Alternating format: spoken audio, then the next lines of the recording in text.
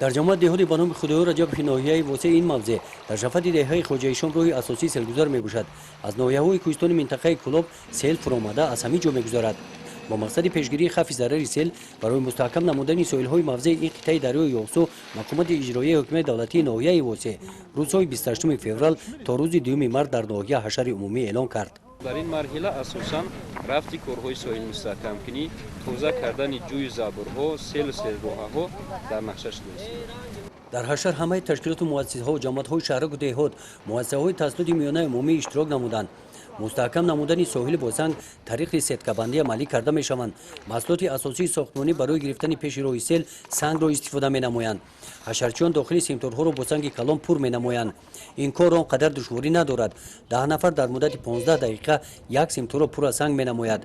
مشکلات در کار نه در کشاندن سنگ است، چون که در این نزدیکی‌ها این گونه سنگ‌های کلان موجود نیستند.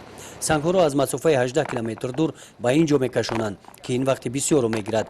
این ماشین پر از بار سنگ را حشرچیان از دهه شبکه جماعت دهات توبرک آوردند تا بیگاه باز 2 مرتبه دیگر برای کشانیدن سنگ فرصت می‌یابند. برای حشر 19 اهالی خواجه شلوغ سوی شلوغ توبرک ما چوخته ای گلچی چوخته مر ای این چوخته مر سنگ کلان برای حشر آوردیم برای سنگ و لامبا آدم‌ها بسیار زوجه تیار کردیم برای رفتن آمدن 20 نفر شوردیم 20 دیگر داخل دامون سنگ تو کردیم میریم و یک چیز دیگه میگیریم. ماشین‌های پر از بار سنگ از دیگر تشکیلات اداره‌ها پای هم به این موضع می‌آیند. حشرچیان همه روزه مسافه 510 متر کوادراتی ساحل را مستحکم نموده پیش از فرآمدن سیل کارهای ساختمانی را به انجام رسانیدنی هستند. ما دیم هفته که در همین کار نقد رفته سعی دیم هفته این مو فرد که لامبا را قریب تیار کردیم و در بچه‌ها سنگ آوردیسن بالا سکه گرفتیسن کار یک نیم سمینه تا ساعت 8 نیم شب و آنجا 2 نفریم در اکسکاتر کار کردیم کار این همین لامبا را هم سوز کردیم ای بالا سکه زدگی بودم با آخر نرسونده بود خیلی جوی لامبا را خراب کرده و به حضور دایره میکنیم تو اومدن سیله ستاد حالت‌های فوق‌العاده و مدافع گردنی در ناحیه واسه برفتی کارخانه نظارت برده کارهای انجام داده شده را قید می‌نماید. از جانب دیگر برای حشرچیان در اینجا همه شرایط‌ها را مهیا نموده است. یاری تجلی طبی دکتران آماده خدمت قرار دارند. حشرچیان اسفریزی با خوراک گرم تامین کرده می‌شوند. در حدود ناحیه گوسه حشر دسته‌جمعی یعنی چورابینی مدافع گردنی اوید به پیشگیری و رفع حالت‌های فوق‌العاده توسط حشر دسته‌جمعی همه جماعت‌های حدود ناحیه واسه اداره و تشکیلات‌ها گذرانده شده است. شکلی که خود شاهد هستید امروزها در مسافه 350 متر کارهای زمینی از طرف اداره دولتی خواجگی آب با دستگیری جماعت دهاتی به نام خدای رجب و اهالی دهه‌های جماعت گذرانده شده کارهای زمینی و در این سمت سیمتور خوابانی در طریق حشر گذرانده شده است. باید همین رو قید کرد که با دستگیری حکومت جمهوری تاجیکستان با حدود ناحیه واسه مقدار 6000 کوادرات سیمتور دسترس شد که حالا اهالی طریق حشر اون سیمتورها رو از سنگ کلان پر کرده است. و غیر از این با دستگیری تشکیلات اکسفام بریتانیای کبیر مقدار 1350 کوادرات سیمتور برای این موضع جدا کرده شده است که این پیشتر یعنی این سیمتورها پیشتر در این موضع خوابانده شده بود. در این روزها ساکنان دهه تازخلای جماعت دهاتی به نام میرعلی محمدعلی هم به حشر عمومی ناحیوی برآمدند. در این موضع نظر به موضع خواجه شام کار آنقدر دشواری ندارد. حشرچیان سنگ را از مسافه دور نه از داخل خود سنگاب جمع می‌آورند. اهالی دهه تازخلا که در سربند جماعت میرعلی محمدعلی انا موجود است تصمیم گرفتند که برای به طریق حشر که مسافه 1.5 کیلومتر قریب لمبه اساسی امی دهه را آب خراب کرده است به طریق حشر میخوان همین را برقرار کنند.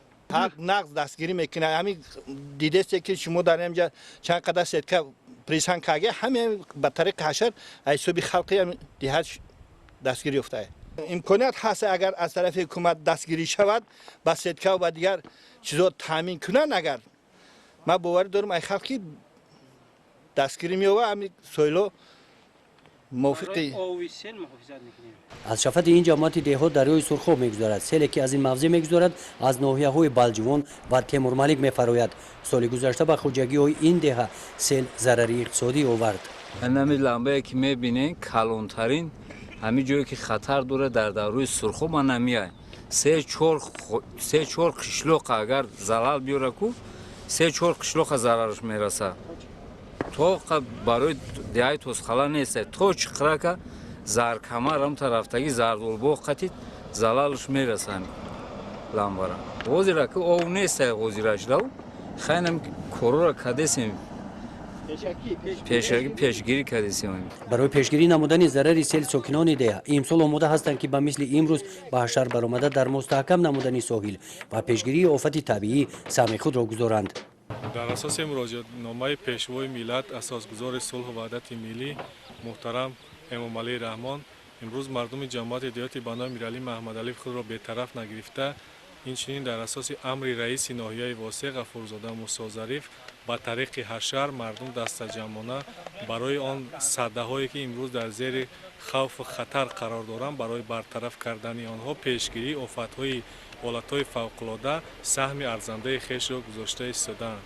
چون که امروز شما شاهد حال گشتید مردم از خرد تا به کلان دستجمعانه برآمده یک جایه برای سیمتور پر کردن اینچنین دنبه ها را محکم صده ها را محکم کردن یک جایه به طریق حشر امروز اقدام گرفتند که یک جایه باید که پیشگیری کرده شود. برای این من با باوری کامل گفتم میتونم که مردم جماعت دیات بنا امیرعلی محمد علی خود را بی‌طرف نمیگیرد.